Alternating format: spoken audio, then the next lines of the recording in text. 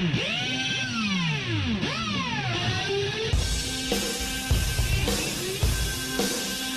this week, last week, big interception, start off the game, got us the ball right away.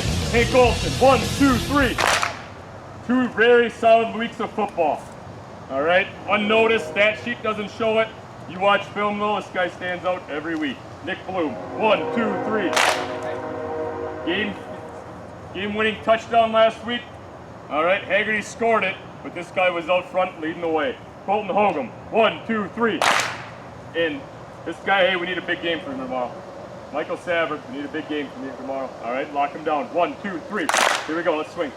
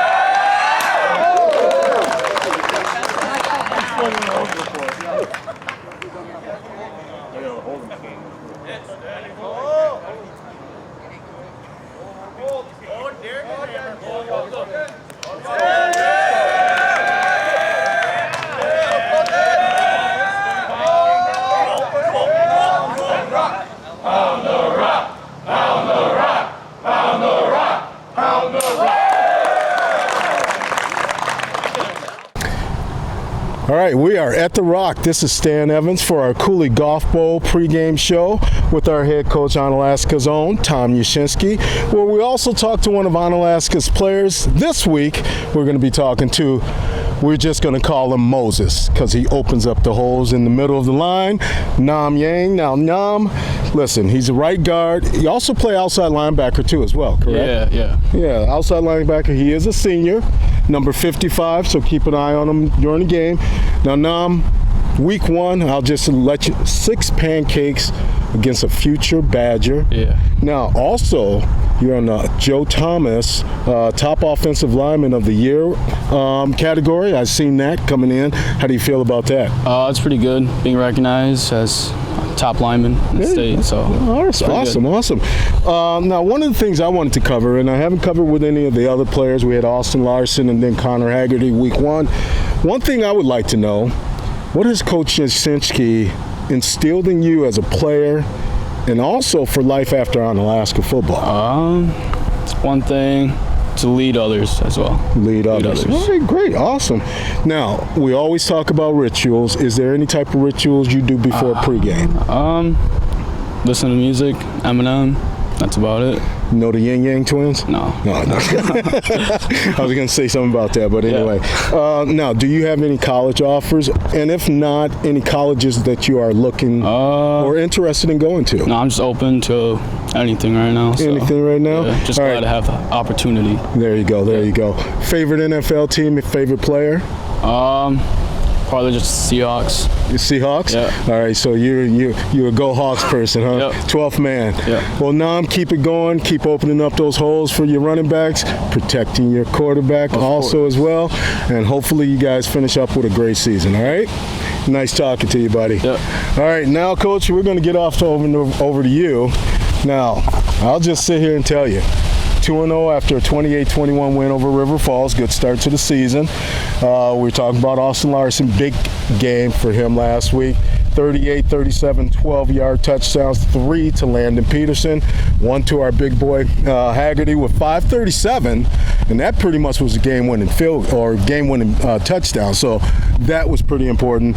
Looks like they ran the ball 46 times, 6 passes. As for you, 27 runs, 17 passes. So what was the good and the bad from the game?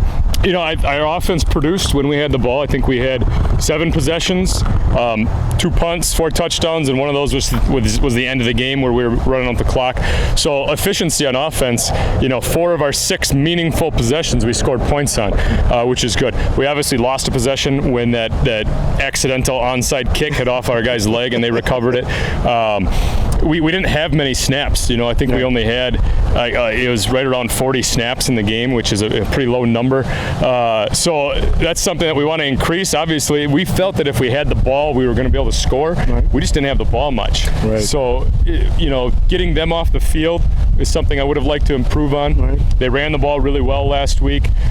We made plays when we need to. You know, we bend but didn't break. Right. Rivers Zumak had a great play down at the goal line to bat down a 4th down attempt. So we did have some stops. We had to force a fumble.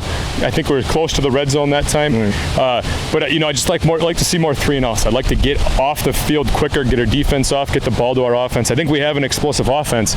We just need the ball to score. So that's something that I'd like to get better at, is getting that ball back sooner so we can put those drives together and make other teams' defense stay on the field. Yeah, I was actually screaming at, I think I was in the Dells when I seen River Falls score that first touchdown, and I'm like, I go, okay, I got to turn it off. I'm driving, so I had to turn it off at a certain point in time. But you know, you won the game. That's the most important thing. You're going in 2-0. Let's look at this week's opponent. We've got Lake Mills. They're out of the Capital North. They're 1-1. They had a big win last week, 56-21. You've got some kids you got to look at. Adam Moyne, number 6, 6'3", 185. He's a junior. He's got 456 passing yards, 183 rushing yards, which leads their team. And then they've got the wide receiver, Hunter. I think it's Buccio. I'm not sure. Biko. Okay. He's number 3, 6'1", 190 pounds. He's a senior, 213 receiving yards. We know they lost their opening game of the season to Menominee, 34-10. Looking at your first 2 opponents, looks like you've been based on run-heavy teams. What are you looking at with Lake Mills coming into this game? Yeah, it's obviously a much different set than we're going to see. They go without a running back about 80% of the time. They like to throw it. They're going to throw it often. The Biko kid he's going to Mankato as a defensive backer. He's been offered, at least. I don't know if he's committed there. So he's obviously got some Division II interest. So he's a very talented kid. The quarterback's a really talented kid, 24. Matt Johnson is another really talented kid. So they have some weapons in that spread offense. And my biggest fear is, you know, they play in space, that you miss one tackle in space and they're going to gain a lot of yards or get a touchdown, you know. So the thing we've talked about is just getting as many guys to the ball as we can. He gets rid of the ball really fast. We know we're not going to get a lot of pressure on him because of how quickly he gets rid of the ball. So, you know, the goal this week is keep the ball in front of us, tackle short, and try and, you know, force some incompletions, maybe get an interception or 2. Now, in looking at that, is he one of these types of quarterbacks who it's a quick pump fake and then he's off running? Is that another thing you've got to look at? You know, he will. Most of his runs are designed runs. Okay. You know, so he is their leading rusher, but it's designed because they spread you out so much. They get you out of the box and then they call run plays. He can make stuff happen, but a lot of it's designed. They call draws, they call traps. But other than that, he gets rid of the ball quick. I mean, the ball's in his hands, and in under 2 seconds, he's throwing it. He's getting it out to one of his, you know, talented wideouts. Right. So your focus is it looking at taking away those 2 players basically going into this game? Yeah. You know, we want to try and cause some confusion, make him hold the ball. You know, he's really good at getting the ball out quick. So if you can make him hold the ball, make him scramble around a little bit, and then you know, you get guys moving. That's when some of those interceptions can happen. He starts throwing across his body or throwing it deep. So getting him thrown off rhythm. Anytime you get a quarterback throwing off a rhythm, there's a tendency to throw off, you know, not with your feet not set or whatnot. So those are the things we want to be disruptive, so that he's unsure of what he's seeing, which causes him to hold the ball. Then maybe we get some pressure and get a couple of sacks. One of the things I'm thinking about, I was looking at some of the stats. They look like they're more vulnerable against the run. So what is the possibility of maybe getting Nathan Lubinsky going off this game? It's definitely a goal of ours. Typically when teams play a certain style, they're better at defending that same style. If you're a run-heavy team, you're usually pretty good at defending the run because you see it every day. Same thing if you're a spread pass-heavy team, you're probably pretty good at playing against the spread because you see it every day. So I think we have a style that they maybe aren't as used to defending. I think we have some kids that maybe they aren't as used to defending. Nathan and Jess, if he gets in there, and get Luck and Haggerty in there blocking. So that definitely is a goal of ours tonight is we want to get the ball to our back. He hasn't had a chance to really get going because we've played some really good defenses. Right. And this is a week where we think that our offensive line can hopefully take control and get moving on the, get some ground and really get Nathan out in open space. So we talked about it. So we want to see Nathan run for 200. We want to get that kid the ball this week. Yeah, exactly. Well, you know what? Good luck. Pound the rock and keep it rolling. We've got Onalaska 2-0 going up against Lake Mills L-Cats 1-1 Division 4. Back to Rick Scott for the call of tonight's game on CRSN.